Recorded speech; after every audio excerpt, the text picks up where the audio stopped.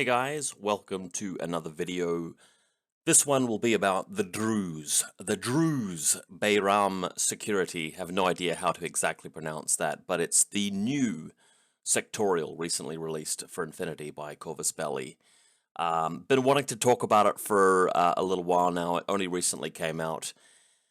And I've just taken the time to chat with a few people about it, to play around with the lists and Army Builder, and just generally think about what I wanted to say. I know that you guys really enjoy watching me sort of give my opinions, especially about profiles and army power levels and stuff like that. So of course we're going to talk about all of that stuff in this video and have a good time with it.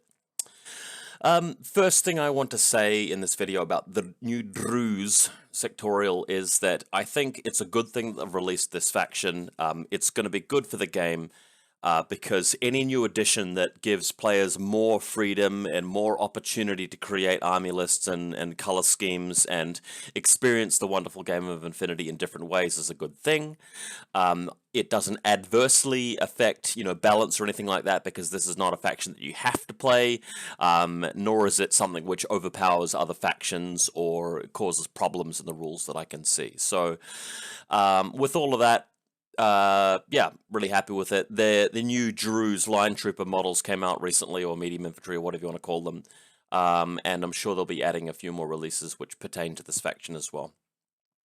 I definitely think it's quite cool that if you are somebody who owns a lot of QK models already, you've already got some Druze, already got some Arslan remotes, and you've perhaps got remotes from other factions, or that could reasonably be used to represent some of the things that this faction could take, particularly the PanO remotes like the Pathfinders and the Peacemaker, then that allows you to play this faction straight away.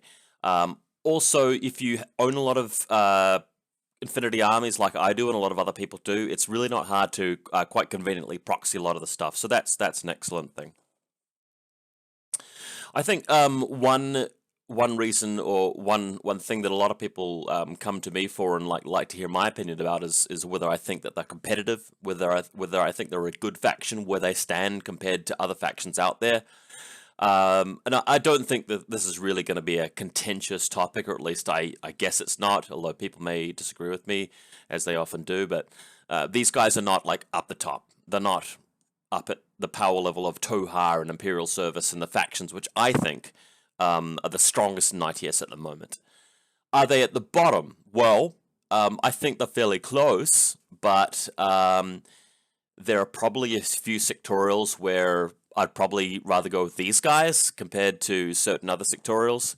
After some thinking and analysis, I think that straight up Morats aren't actually in the best place at the moment.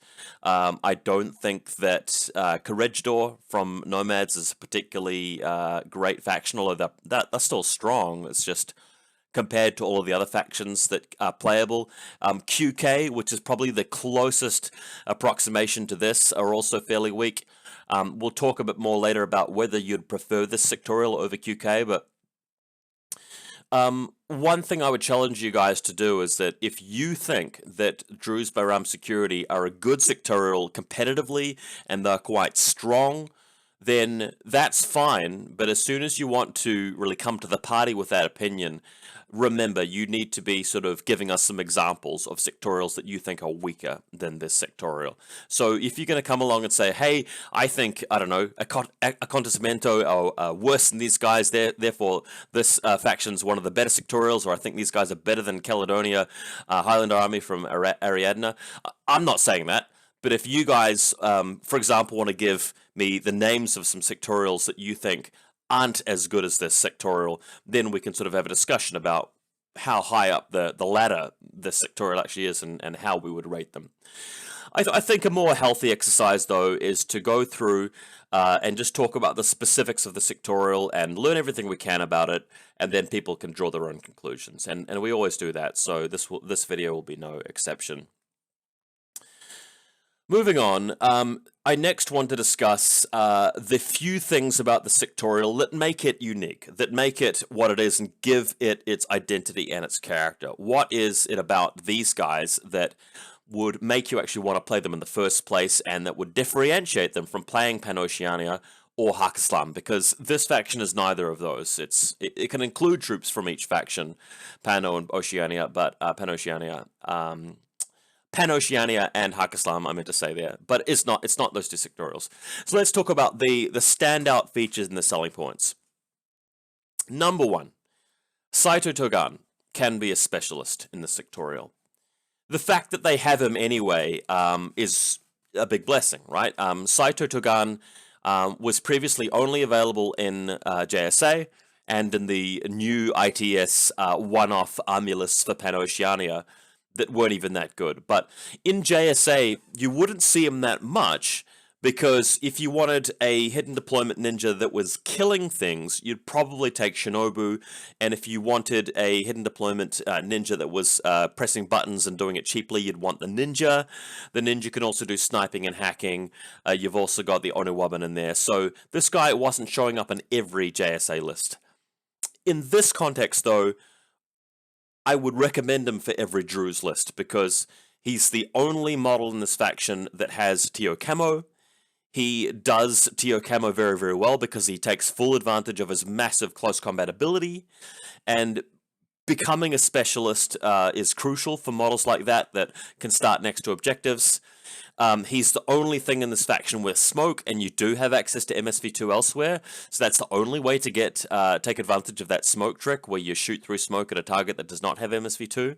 And to cap it all off, he's a specialist, and he's an expensive specialist that infiltrates and has camo state, so in missions like Frontline and Quadrant Control, that block of 40 points is so gaming-winningly crucial for when you need to just put a big wad of points in that zone to control it, to get the big swing of points and win, right? So this guy's a must. Does his existence in this faction make this faction far and above other factions? Well, no, it doesn't, because we have some comparable things out there, don't we? If you go and look at the Assault Hacking Ninja in Yuqing, well, that's also a model you get for around about 40 points, isn't it?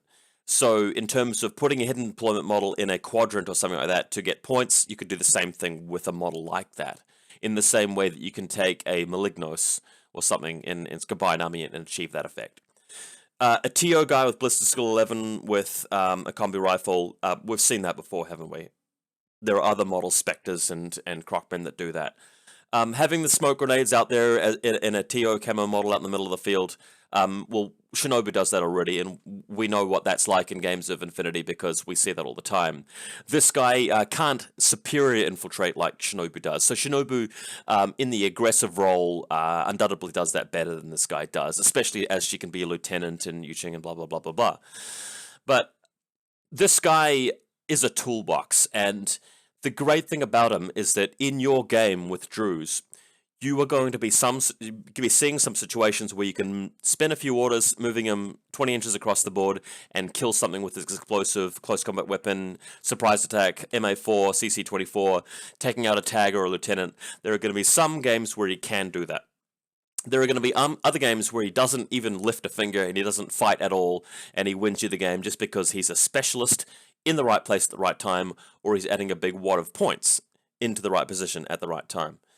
There are going to be some games where you just use him to generate smoke, and that's it, and then your Brawler with MSV2 gets a really good round of shooting. The thing I like about him is that in infiNity, there's lots of redundancy, and there's lots of cases where your expensive model doesn't do anything, and yet you win the game, because the game is not about the combined weight of everything in your army list. It's about getting value for the right job at the right time in this game, and this is a guy who opens up so many doors, gives you so many opportunities, and he still doesn't lose you the game if you're not opening doors and taking opportunities. There may be other things that could do that.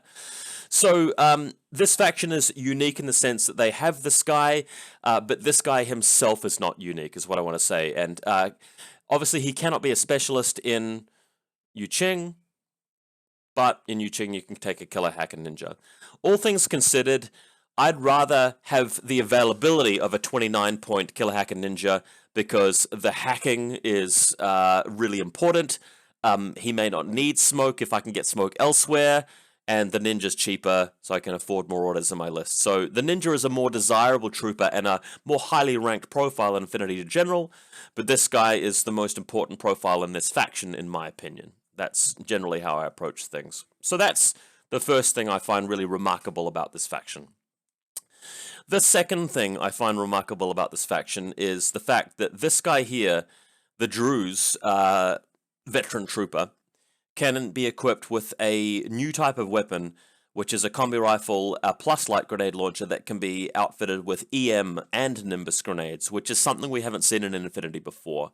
It's not game-breaking, but I just want to talk about how it can be significant sometimes. A light grenade launcher with speculative fire is not really a reliable way to crush somebody in the first turn. You've got to move up. If you don't have infiltration, you've got to spend a lot of time moving, and these guys are not fast. There's also the fact that you're going to miss some shots, and they're going to dodge some of the shots, and they're going to pass armor saves in some of the shots. So it's not very efficient. But if you are willing to do the work, leg over there, and spend all of your orders firing this thing, it can be quite game-breaking. And one thing that this gun can do that normal speculative fire can't is that it can actually isolate something or immobilize it. So if they're running a tag as their lieutenant, this gun becomes a lot more relevant. It does something that you can't really quite easily as do with your EM grenades, because if you're running over there with your Dumaru or your Santiago Knights, it takes so long to get into position with your EM grenade, whereas with these guys, you move to within 16, your ballistic skills 15, you're hitting on 12s. If you've got enough orders, you might be able to get them to fail a BTS check, and then basically you've got a massive lead in the game. It's not game-breaking, because in a lot of cases, their lieutenant is going to be something which isn't too worried about being isolated, or is in marker state, or what have you. Sorry, I just got had a bit of a sneeze there, excuse me. I don't know about you, but when I'm playing infiNity, I prefer to shoot high burst weapons at vulnerable targets in my active turn or press buttons. I don't particularly like gambling a lot of my orders on the roulette wheel of the speculative fire. I've tried it before, I've had it done to me, and it's not like a super reliable way to win games against a wide range of opponents. As soon as you come up against an enemy list who's quite resistant to that, kind of thing, then I think you're in a bit of trouble. But this is new, and if you want to be able to play with a speculative fire EM grenade launcher, this is the only faction that can do it. So I like how they've given this faction a bit of characterization, a bit of uniqueness in the sense that they can get that weapon. Third thing I want to talk about in this faction is that the Clipper drone bot, which is an existing model in the game, PanO and any other faction can take a drone like this, can now link it with the Druze team. So it says special fire team can include one Brawler and or one Clipper drone bot. So, in fact, if we go to Brawlers, yeah, 2 Druze and up to 3 Brawlers. Cool. So what you can do is put the Clipper drone bot into your link team and put assisted fire on it with Valyria, your hacker, and it's a ballistic skill 15 drone bot. I think there was a bit of a forum thread about whether you can add the link team bonuses to your attacks when you're shooting at a targeted model with speculative fire.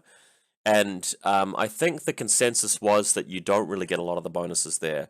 So it responds very much similar to a normal bot. I'm pretty sure we get the ballistic skill bonus, but probably not the mod bonus or anything like that.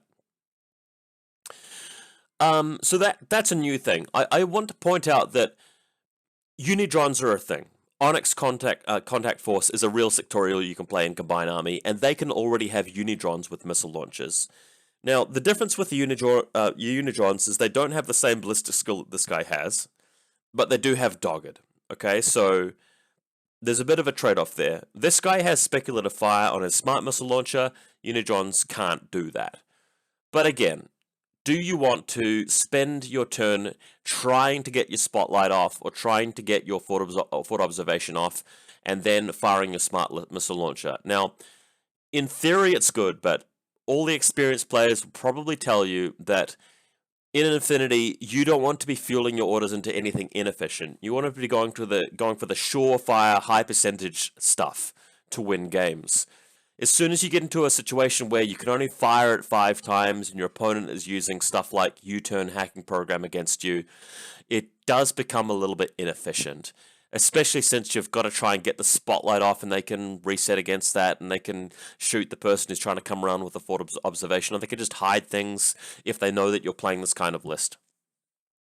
One thing I do like the idea of, though, is just taking the normal missile launcher, treating it like you'd treat the Unidron, putting assisted fire on it first, and then moving it around for ARO purposes. And at anything within the good range band, it's hitting on 18s with 2 dice and blowing up with a missile launcher, and you can't use the smoke trick on it because it's got 6th sense level 2. So, in the same sense that Unidrons make Onyx such a powerful faction, the Clipper Dron bot helps to lift the efficacy, the efficiency of this faction as well. So those are 3 things which I find really quite powerful about this faction. They are missing a lot of really good things as well, which we'll talk about a bit more later. But I think the time has now come for me to just go through every profile, and we'll analyze it, and you guys can see what I think. Okay. Authorized bounty hunters. The thing about these guys that makes them significant, obviously, is booty. Before I get on to talk about booty in depth, let's just say for the record that in factions that can already include a mercenary authorized bounty hunter, they are irregular, whereas if you take them in this sectorial, they are regular troopers, so they provide an order which the entire group can use, which is significant.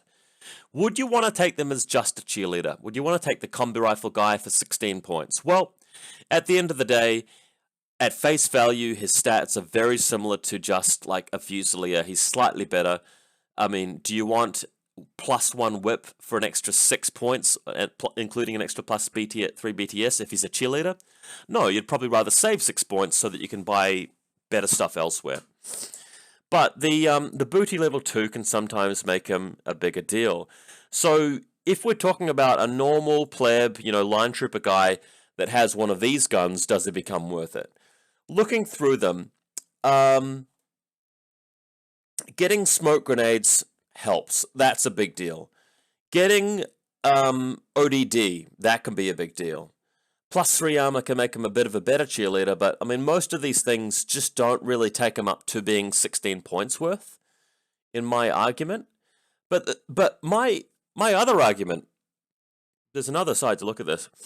You can duo these guys and take 2 of them in this list, and at the bare minimum, you leave them as cheerleaders. They're rather expensive cheerleaders, but you at least have a chance of rolling up between the 2 of them 1 gun or ability, which makes them useful as a duo getting up the board. It'd be preferable if one of them was a specialist, but if you feel that you can justify the points, and I probably can't, but if you feel you can, what about taking 1 sniper rifle and 1 combi rifle, or 1 sniper rifle and 1 boarding shotgun? So you've got those 2 range bands covered, and then if you do need to move them around the board a bit in desperation to do some fighting, one of them might have rolled up something useful, like the grenades or ODD, or an HMG if you don't really have much of that elsewhere in the list. But they're not a reliable way of being cheerleaders or being Rambos, and they're not specialists, and they don't do arrows particularly well,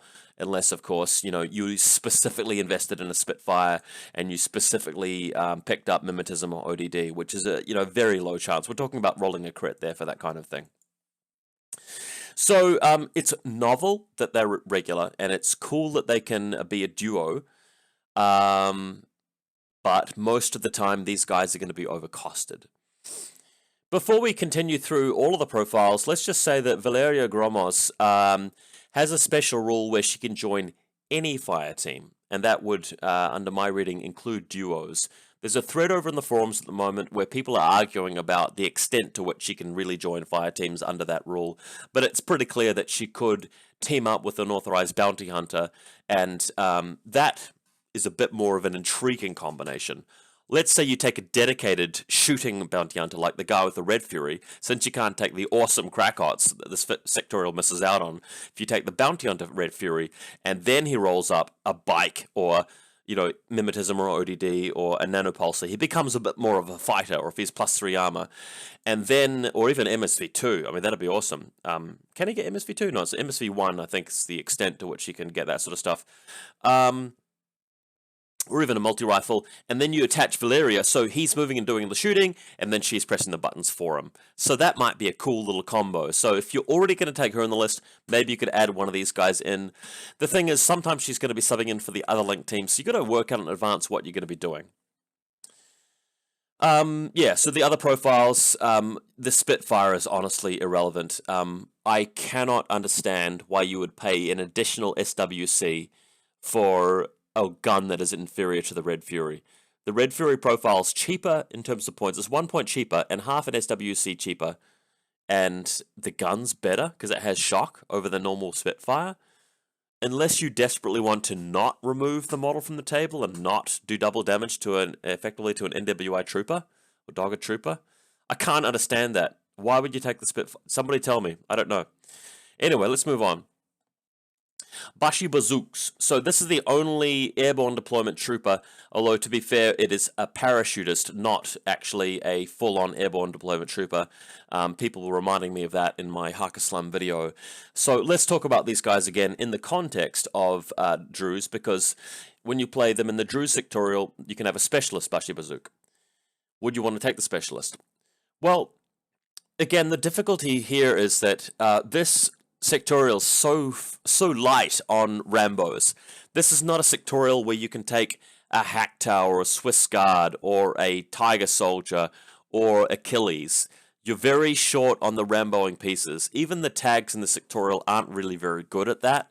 So if you're looking for a model to funnel a lot of orders into at the start, it probably ought to be this guy. I still prefer the submachine gun, not just because it's cheapest, but because you're going to be up against stuff like Gazimutiwa and Guangxi and stuff that can go dogged. So the submachine gun is way better than that, and it's got some decent range bands, and at least the chain colt allows you to sort of fend things off when it becomes their turn to remove him. So given that he's the cheapest option, you might go down that alley. If you're really serious about giving him better range bands, I guess the AP rifle and breaker pistols covers off 0 to 16 inches quite well with either the breaker pistols or the rifle ranges. Or you could go with rifle light shotgun for +6 at the closer range, but like less burst. I think it just comes down to if you're not taking the submachine gun profile, it comes down to personal preference as to which of the other ones you take, because they're all relatively similar. I like the submachine gun one, though, just because it's far and away the cheapest one, and I'd be wanting to throw this guy away. I wouldn't be expecting him to do too much work. He's a bit more there for that one-off sort of shoot-and-forget surprise. He's availability 4, though, so if you really wanted to take tons of them, you could, but I just can't see the justification in having that many irregular troopers that can't really get a lot done. In the context of this sectorial, though, you probably take him. You probably see a bit of action with him, just because there's nothing else that can really do that sort of long-range, using long range, like deep striking sort of role. There's no other AD troopers, and there's no impersonators. There's no superior infiltration sort of stuff. There's not really any fast moving stuff from your deployment zone. There's the Peacemaker, which we'll talk about soon, but this guy is really it for coming on close to the enemy deployment zone. So the Brawlers are a new profile that don't have models released yet, and they're effectively the line infantry of the sectorial.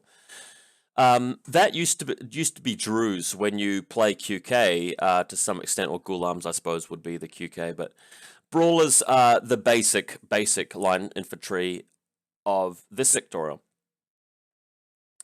So let's have a look at them. The basic pleb costs 16 points, so not really liking that so far for a line trooper who's going to be a cheerleader.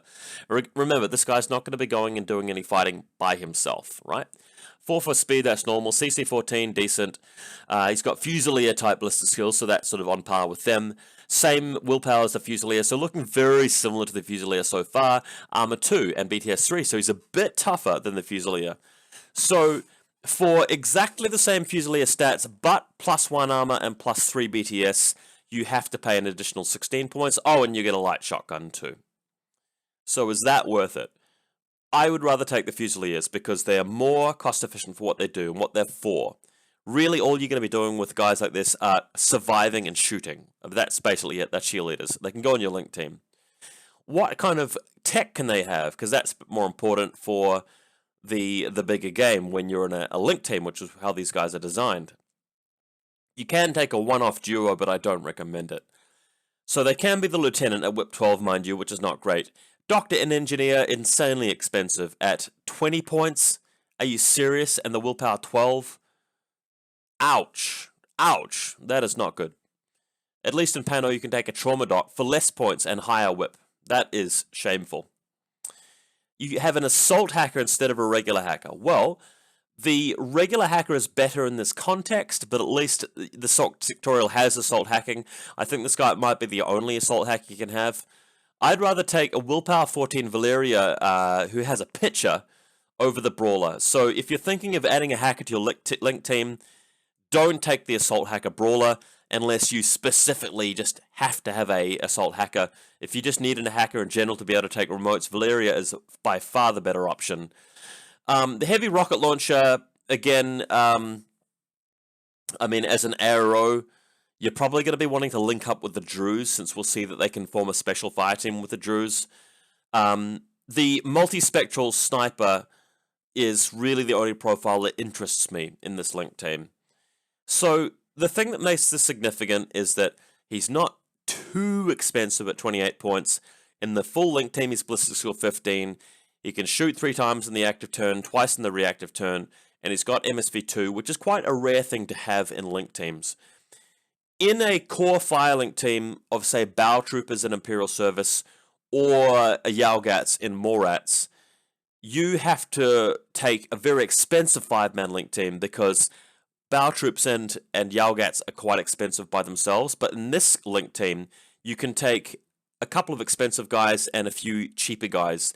What we're going to be talking about shortly is the fact that the Druze can include 2 of the relatively expensive Druze plus up to 3 Brawlers. So what you can do is go, right, I've got the multispectral Visor 2 guy.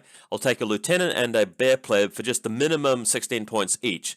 Then I'll add some Druze. Maybe I want that EM grenade launcher we talked about before, and we'll round it out with maybe not even any other Druze. Maybe we'll take a Killer Hacker Druze because the Killer Hacker Druze is pretty good.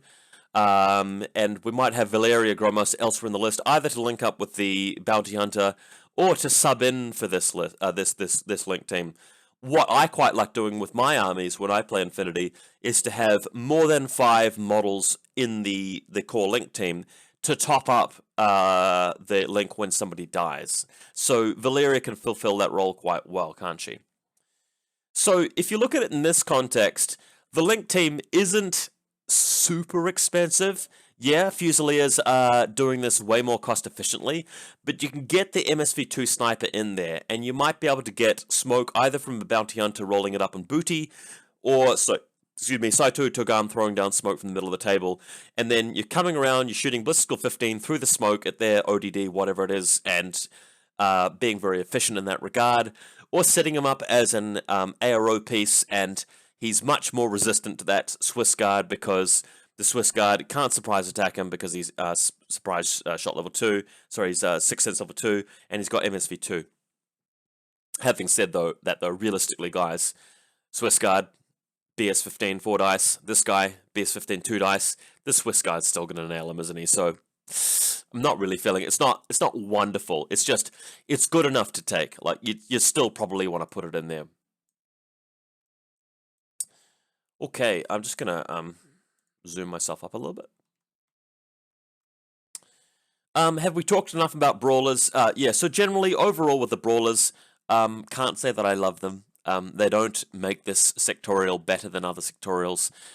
If you only play the sectorial, you're going to feel jealous of the Fusiliers. I'm going to be honest with you.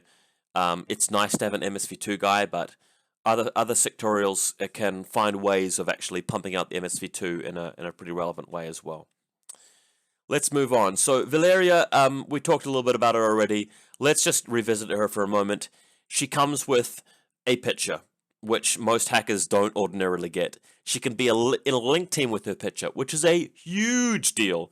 Being able to fire with greater ballistic skill and have 2 shots at it makes her so much more efficient if you really want to get that range on your hacking. She is a standard hacker, so she puts up all of that, you know, goodness, assisted fire, she can have controlled jump, she can hack transport, she adds that to the sectorial, so I think she's actually quite important. Willpower 14 specialist, so really got that going for her for pressing buttons, and she's even upgraded with expel, so against a manned tag can opt for that instead of total control if she wants, not total control, overlord. So if you're running any sort of attack bot like the Sierra or the Pathfinder or the Peacemaker, not that the Pathfinder is, but if you're taking them, you should probably take her anyway for reasons we'll discuss a little bit later regarding remotes.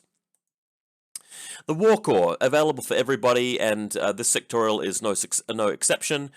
You may as well take him if you've got a spare 3 points. Armand Lemuet. As always, this guy is expensive. Everybody's faced him at some point. He is probably a little bit better in Toha if they can give him a symbiote, which I'm not convinced they can, but I don't see why they can't. For everybody else, though, is he worth it? I mean, for anything that can counter MSV, he's probably going down. I mean, they shoot at him with their Cien Warrior HMG. Is he really going to last? Is he going to stand a chance against that? Not really. Not really. And against just a plain old tag like a Goetia, Blister Skill 14 with the 4 dice, hitting this guy in most circumstances on 8s, and he's shooting back with 1 dice and a 13, and the tag can usually withstand a little bit of punishment from him. It's probably going to get him. I mean, he loses his ODD once he's taken a wound. He's very expensive, and unless you're desperate for ARO pieces, this guy's normally not worth it. Alright, so it's the Druze sectorial, now onto the main event, which is the Druze profile itself. These guys we've encountered before in QK, but I believe they've changed the way the profiles look and the values and everything of them in the sectorial, so they've updated it. I'm just looking for my bookmark link to the catalog. Too much talking, not enough thinking about what I'm doing. Here it is here. So we might be able to see the most recent pictures of them if you guys haven't already. I'm just quite curious to look at them again. I wonder whether they've brought out the new sectorial. Oh, I don't think they've added it to the catalog yet. So I think I'm going to have to go to QK for this one in particular. Oh yeah, here it is here. Okay, so that's what the new Druze picture looks like. So they've got the HMG, Marksman Rifle, Hacker Combi, and Chain Colt. Pretty good looking models. Didn't think there was really anything wrong with the previous ones, but there you go. So Druze. From what I remember, I think they made these guys more expensive, even though they already were very expensive. You cannot get a model cheaper than 23 points in this lineup by the looks of things. And yet, your speed is 4-2 in all cases, your blister skill is not higher than 12, and you've got 1 wound, with no mimetism, no NWI, no dogged, no nothing. Well, it's not true that I say nothing. They've got a few little bits and pieces. So, Fatality level 1, all of their guns are +1 damage. Woohoo. Veteran level 1. I believe that helps in cases where I think the lieutenants died, and that means you still provide regular orders. Yeah, so the user remains regular if you are in lost a lieutenant, and so on and so forth. There you go. Veteran level 2 is NWI. There you go. Okay, so Druze.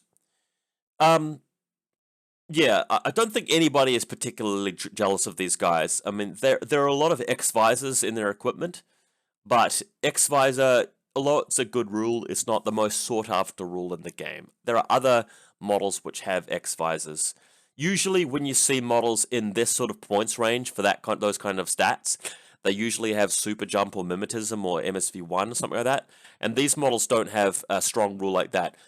I mean, ask yourself, would you rather have an X-Visor most of the time, or would you rather have Mimetism or MSV1 or even Super Jump, something like that a lot of the time? So really, these guys are probably more about the equipment and the overall capability. The thing about the sectorial is that they can combine with Brawlers, they can have Valyria in the group, and they can have the Clippertron bot, and that's what makes them interesting and effective. They can take the EM grenade launcher, so to speak. So, just going through them, 23 points for your bare standard pleb. You never take this guy by himself. If you want to add him to the link team to create a 5-man link, you can, and you must, I suppose, or I guess you could take something else. Willpower 13 for the killer hacker or assault hacker. They've got pitches, which always helps, but you've got access to the pitch everywhere else, so you don't necessarily have to double up. You can take the HMG, although the HMG guy, funnily enough, does not have an X-Visor, which is a bit of a slap in the face. So that's kind of annoying.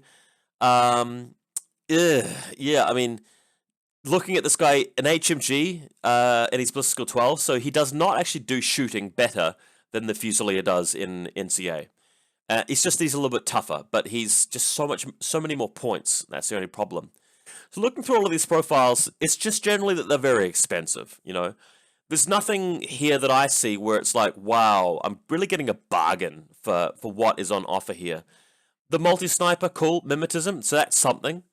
So he can be the point man of the link team, although I feel like I'd rather have the Brawler sniper there and use them more so in the active turn than the reactive turn. And when I'm doing my reactive shooting, I'd rather just use the Clipper for the assisted fire and missile launcher instead of having a mimetism multi-sniper. That's just me, though. I'd just prefer to have assisted fire rather than -3 to them. So yeah, disappointing. The AVA total, but you wouldn't really want to take like 20 of these guys or something silly like that. I am just not a huge fan of this profile and this setup, which is sad. It's cool that we can play a mercenary sectorial now. One thing I would have liked is to have seen more mercenaries from the infiNity world playable in this faction, just to make them a bit more assorted.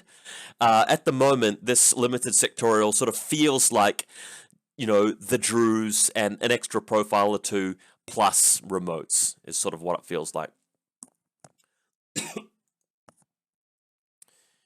Security Chief Arslan counts as a Druze for fire team composition, but is he any good?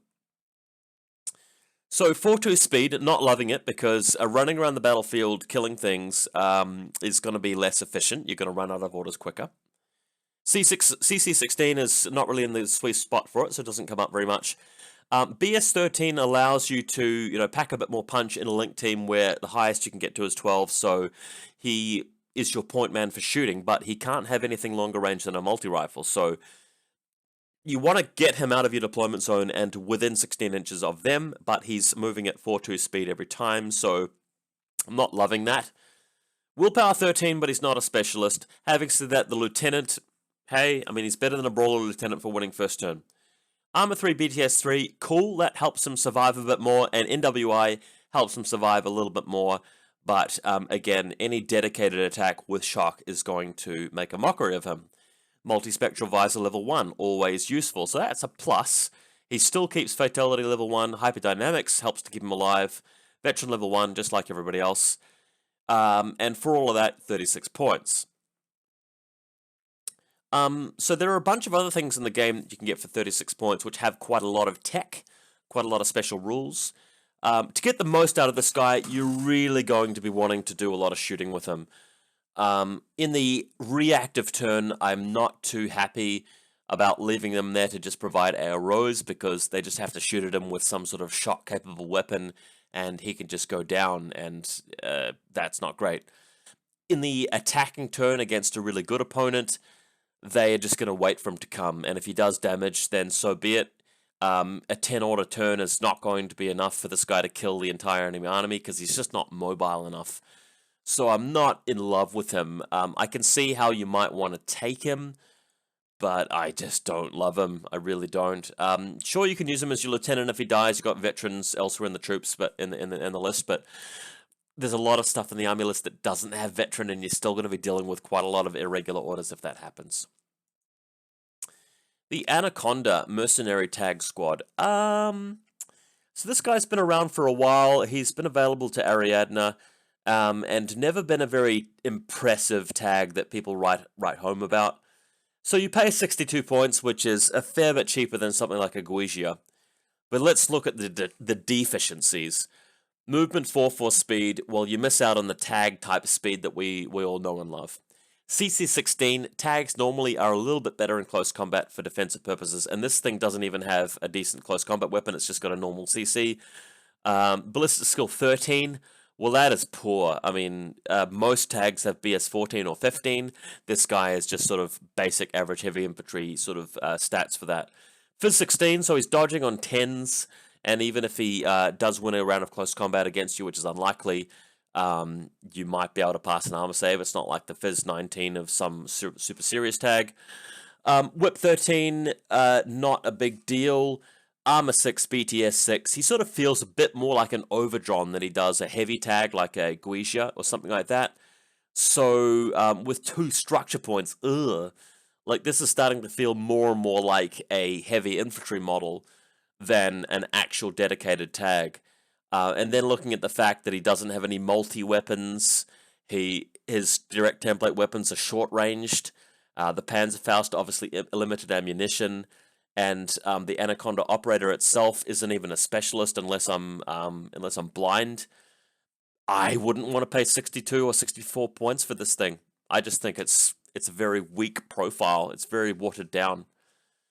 So what about Scarface? Scarface has been changed. Scarface has been a pretty bland tag for a while, and it's been made available in the previous ITS to everybody. So has everybody been taking one and just buying them? Well, not really. I mean, more people have been doing it, but not everybody. Same things, really. He's average ballistic skill, doesn't have a multi sort of weapon. His armor, he's even weaker than the Anaconda. BTS 6, that's not too bad. At least the speed 6.4, but with 2 Mark 12s instead of an HMG, he needs to reposition quite a lot. Heavy rocket launcher is not really a wonderful active turn gun because you only burst 2. It's better in a link team. He can now duo with Cordelia, so as you're moving up the field, you can take your engineer with you. Just means that you're losing 2 orders rather than 1 if they get the jump on you and they catch you unawares. So I don't really love it. I'm just not the biggest fan of this guy. He's just a bit bland. As soon as you kill something and Frenzy kicks in, he loses cover. I mean, you've got to ask yourself, well, why do you take him? What are the good things about this guy? And I don't really have a lot to say in that regard. If you can think of some ingenious way to use him, or if he fits into your list really well, great. But for the amount of points that he sets you back, I'm pretty sure you're probably better off taking your Hunzakuts and taking your like Pathfinders and other remotes and things like that, rather than breaking the bank on this guy. I think we've already talked about the Clipper John bot. We've always talked about speculative fire from the smart missile launcher bots, and I've tried it in actual games. It's just really hard to get it to work. I don't think that being in a link team is significantly going to change that. And the missile launcher, it's like having Unidron missile launcher, which is very, very good. Just you don't have dogged. So if anything, I'd take the normal missile launcher, and that probably is worth taking, to be fair, if you're taking Valyria, that is. Fugazi John bots, well, I've always wanted to be able to take the Flash Pulse bots in greater numbers, and this faction at least lets you do that. So you can take a couple of those guys. Yeah, the downside, though, is that you don't have access to stuff like AI beacons and your Guangxi and your Jaguars and just stuff which is very cheap and very good at surviving. So you have to sort of take these bots, but there's nothing wrong with these guys.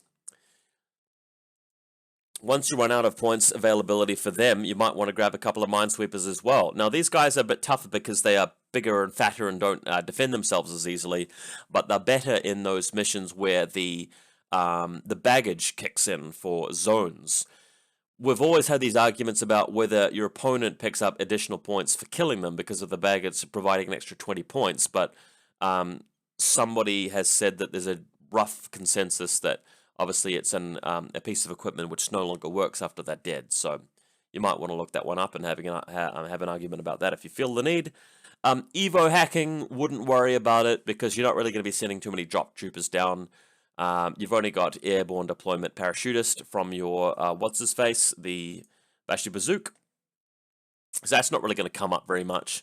And the total reaction guy, well, with just a rifle and a light shotgun, probably most Rambos are going to beat you, even if you got the full 3 burst there. So it's probably baggage bots or nothing. The Nazmat remotes, well, this is really only going to be helpful for your engineer or doctor brawler. And are you really going to take these guys? I think if anything, it's probably going to be helping out Cordelia. I assume she can have a little helper bot, and she's probably the best one to actually take use of it. Pathfinder drone bots. So I have availability 3 for these guys, which is pretty good. Some factions don't really need to use the sensor bots as much. I don't really use them much in Combined Army.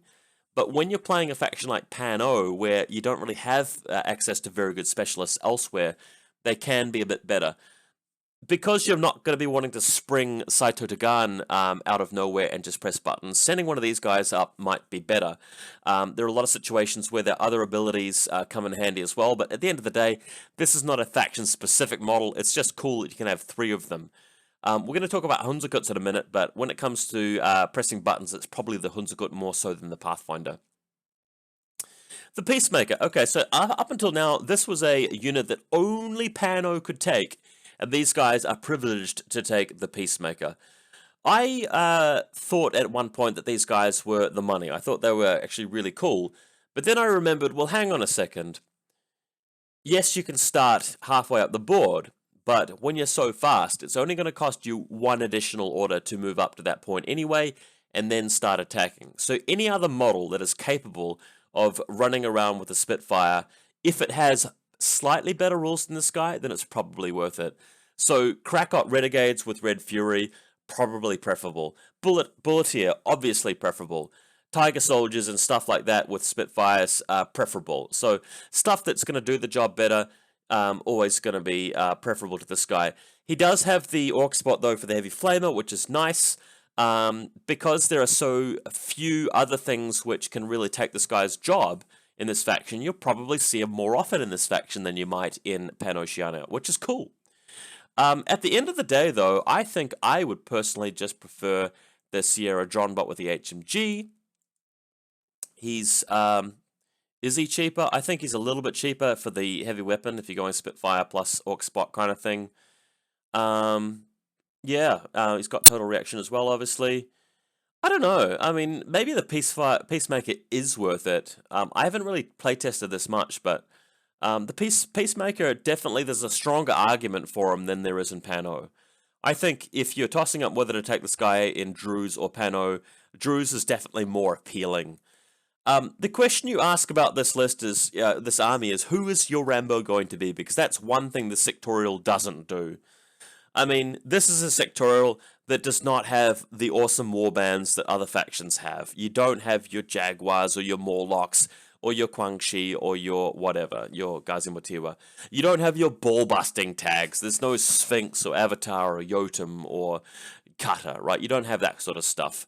And you don't have your balls-to-the-wall Achilles-style Rambo. So this is not a punchy faction. It's not really a hard-hitting faction. It's just a faction with a cool few synergies for its profiles and some interesting sort of smattering of rules. It doesn't really go hard out. So you might be wanting to rely on this guy. I mean, he can start halfway up the board. Assisted fire goes on him from Valyria, and then away he goes. It's just, I don't really love him if you have to go second, because then you don't get to take advantage of deploying way up there. If he has to engage in any sort of long-range firefights during which he has no heavy flame backup, he's just a straight-up Ballistic Skill 12, +3 for assist to fire kind of thing. He's not imposing any penalties on them, so it's quite hard when he's trying to beat up against like a ODD or or a TO sniper, for example, something like that.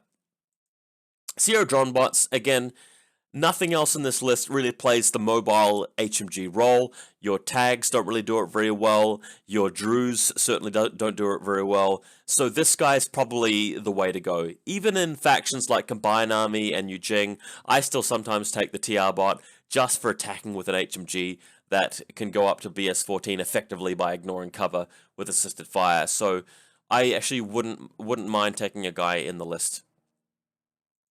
Hunzerkuts.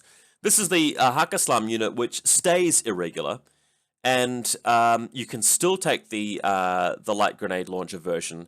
Although, when I'm playing Arslan, I'm sometimes wondering whether to go light grenade launcher, that is, or Fort Observer, deployable repeater. In Druze, I'm much more preferential to the Fort Observer guy, just because, you know, if you're going to be spec firing them, you might as well, you know, go full balls to the wall EM grenade spec fire with the Druze, and you might as well try that tactic, because you don't have the access to the Al-Hawas and the Farzans that you do in Arslan. This guy's all you've got. Well, you probably just want to get the Fort Observer, because nothing else is really doing that infiltration job except for Saito, and he's a bit more reserved. You want to hold that card, that ace in your hole, closer to your chest, right? So because of that, I think the Fort Observer guy is the way to go. He's even able to put down his forward deployment repeater for the hacking, right? So I'd definitely go with the forward observing version for this one. The sniper rifle, again, yeah, you can take him, but this faction's already got some pretty cool snipers in the form of the Brawler, or the Druze sniper, or even the Bounty Hunter sniper, so that's probably going to be your sniping allocation. And then Saito Togan, which we've already talked about. So we've done a bit of a basic overview. I just want to pull up a list that I wrote the other day. So let's go through it. 305 SWCs. So I've put in Saito Togan, Valyria, the 3 Brawlers, the 2 Druze. You might notice that in this list, you can't immediately include the Clipper, which is a bit awkward, because having read the rules again, if you go for the special fire team where it's 3 Druze, 1 Brawler, 1 Clipper, you can't include all of the Brawlers, although you can sort of make it work. If you go with 2 Druze, the Brawler multi-snipers, that's 3, the Clipper is the 4th one, and then instead of the 3rd Druze you have Valyria, then this is actually a legal core fire team. It's just that you leave the 2 Brawler plebs out of the link team. So you can do it that way, which I'm fine with, because they are the lieutenant and the lieutenant decoy respectively, and if your Clipper dies, then you can just reform the link with the Brawler in it, and you're back up to 5 again to move out with your multispectral visor, a sniper to shoot them with. So that's actually quite a cool setup. For my Druze, I've got the light grenade launcher just in case, and I've got the killer hacker just because the range with the pitches is so useful, and having the hacker in the link team next to Valyria helps to protect her against any offensive hacking from their side. Just because I don't want to spring Saito too early and I want to have something to actually spend all the orders on, I've taken the rifle light shotgun Bashi Bazook instead of the 12-point submachine gun guy, just because I managed to find the points elsewhere in this list. So in my case, we're going with a 16-point basic rifle light shotgun, and first turn, he's just going to deploy on the side, he's going to try and get some kills, ignoring some arrows, helping with his holo projector, and then that's it.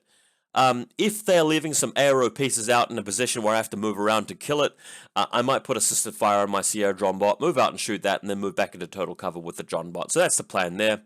And for my secondary group, 2 Pathfinders. A lot of the time, I'm just going to be sending them up to press a button, or the Hunzakut's going to do it. I've got 2 Camille's here for extra orders for them. Warcore sitting back there to annoy them, but the thing is, if I fail a couple of whip checks with pressing buttons, I can always spend a command token to convert his irregular order into a regular order and have another go with the Pathfinder or the Camille, the Hunzakut.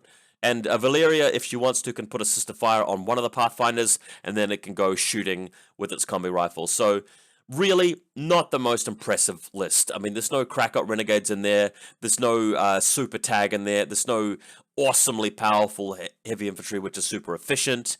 There's no really high whip specialists apart from Valyria Gromos. There are no surprises, really. I mean, my opponent's probably going to figure out that I'm going to be coming in with a Bashi Bazook and Saito. They know Saito's going to be there. The Hunzakut, no other model can be a plain camo marker in the middle of the table, so it's a pretty predictable list. This is one of the better lists that I can come up with. If you guys can come up with really awesome lists, maybe let me know. Yes, you could come up with like a Scarface 10 order list where Scarface is Ramboing around, but let's face it, I mean, that kind of list compared to any other faction, seriously, I mean, you can go out there with a Cutter with 10 orders, or a Sphinx with 10 orders these days. Or if you want to, you can go, okay, I've got Strategos level 3, so I'm going to go 11 orders with my avatar, or 11 orders with Kornak and the Morat Link team, or have Sun Ce and, you know, a Sujian or Shinobu. So in terms of Alpha Strike Punch, yeah, the list can do it, but nowhere near to the effect that other factions can. If I saw two equally strong players enter an ITS tournament that lasted for a couple of days and they're playing lots of games, and one guy had Druze, another guy had Imperial Service or Toha, my money would be on the guy with the stronger, you know, faction to do better. But having said all of that, again, it's cool that there is this faction. I might proxy the models and give them a go at some point. I'm not super excited about, you know, playing a lot of games with them, but it's just cool that you can play them, and I hope that they steadily add to the faction and give them more options. I'd like to see them get a few more of the mercenaries in there. If we click over the mercenary list, what are some mercenaries that they could get? I don't see why you couldn't sort of have like Nauf in there, because Nauf, you could pretend that he was like the early story Nauf, the backstory Nauf, where he was working with the Druze before he left. I don't see why, you know, you couldn't get maybe a Senior Massacre, although I don't really know the backstory for him. I don't see why you couldn't have Yuan ones with them. I mean, that means that QK are a little bit less special, but I can't see why they can't come up with better link team options for Bounty Hunter. Why can't you take a Haris Bounty Hunter or a Fire Team Core Bounty Hunter? Yeah, I don't see why they can't have Krakot Renegades. I think Krakot Renegades would be awesome for them. So it's just a bit of a shame that they don't have a few more options like that. It'd be cool if you could take a Bounty Hunter that's already on a motorcycle, so that you don't have to just use your awesome Bounty Hunter motorcycle model only if you roll that particular roll on the booty chart. So a little bit disappointing, but I'm not disappointed that they're available. I think it's really, really cool that you can take the sectorial, and I hope it's just off to a start. I hope they expand on this. Whew, okay, good video, guys. Thanks for watching. That's how I feel about the Druze. And let me know how you go with them. Druze Bayram Security. There you go.